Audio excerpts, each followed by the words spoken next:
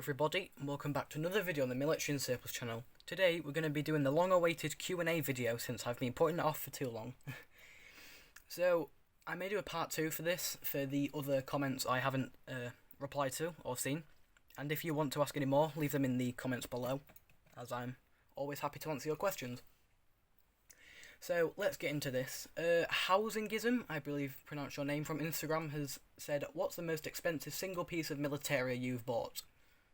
Well, the most expensive piece I've bought personally is a BEF Mark IV GSR with the arsenic pre-filter.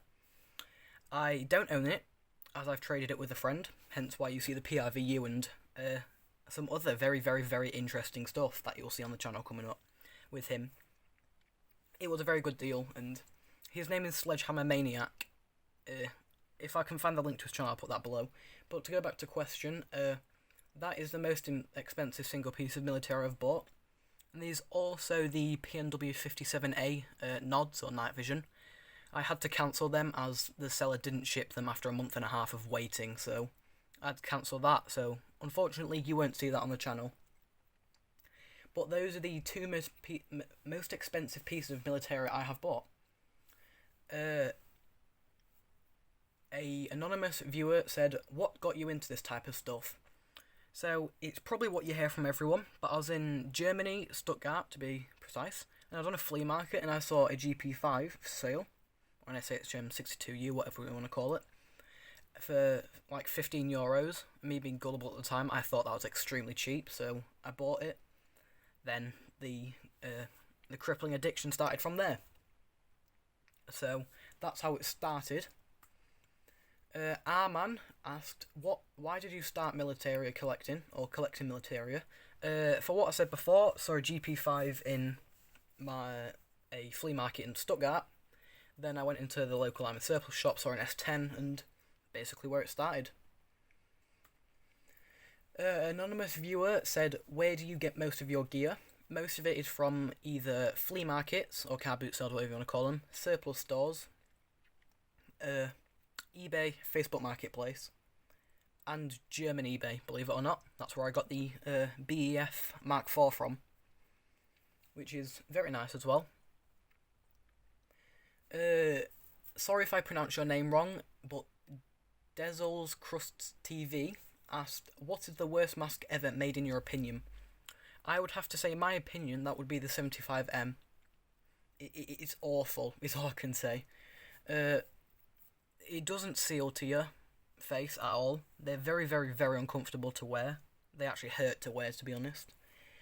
And, what's it called? It's just a very cheap, horrible mask. Sure, I'd wear it if there was nuclear fallout or something like that. I'd rather be using that instead of just breathing in fallout. But that's if it made an actual seal to my face. But you get the point of what I'm saying. 75M equal bad, basically. Then this is the last one for today, as I've not got much time. My friend called Soviet Gas Mask Collector has, let me find it one sec, has asked, if I can find it, he has asked, what is your opinion on the current situation of the collecting community? Personally, I think it's a very hierarchy-based community, with all the elitists, I'll call them, at the top. Like, I won't mention any names, but if you know, basically, who they possibly are, with like the one who hates you if you don't own 100 million XM44 prototypes, or where you get banned off their stream for commenting on the lighting. But now I'm digressing. I think it's a very, very hierarchy-based community, with all the elitists at the top. And there's one of them, I'm not going to mention any names, but he's basically saying that the community is too dumb to know anything about rare or prototype masks and equipment, and basically charges people for it. Like I said, I'm not mentioning any names, I don't want to start anything, because, well, to be honest, I can't really be bothered with that.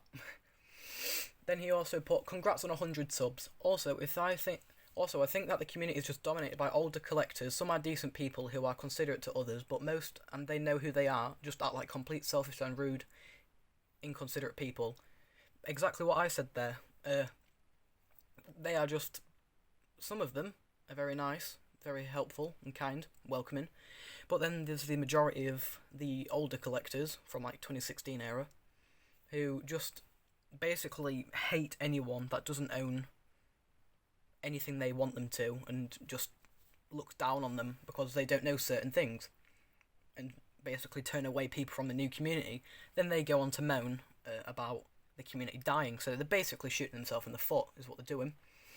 And I would like to see that the community realises that the community in any community is based upon building a kind and respectful group of individuals that share the same ideas and interests, and they should try to help the community grow rather than stump its growth.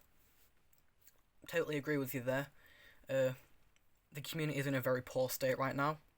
It's getting better because people have done stuff to obviously call out these people and say what they've done, but I'm not getting involved in that, and because I don't want the reputation of being involved with that, therefore I would be contributing to it, and I don't really want to do that. But hey ho, time will tell how long it lasts under its current situation, and I hope anyone reading this is not put off by this and continues to indulge in the hobby and grow into something that makes you happy, and maybe find more information on the development of gas mask respirators and CBRN/NBC equipment and the development since it was first used in warfare, and that the information is not lost but maintained and we learn from it and improve our way of managing information and help preserve the mask and equipment for our future generations. And we must never forget our history, as to forget is nothing but ignorance. Stay safe. I totally agree with what you said there. The community is more based around toxicity than actual collecting, which is quite sad. And I honestly hope it can change around. If there's anything you guys want to see me to do that can help change the way the community is, just put that below. Or I forgot to mention, if there is any more questions you want that I haven't replied to, put them in the comments below. So that's the end of part 1 for the the Q&A. If I get any more questions, I will make a part 2, which I won't leave like for a month this time. So if you did enjoy this Q&A, give it a thumbs up. If you didn't, give it a thumbs down. Stick around. I hope to see you in the next video, and cheerio.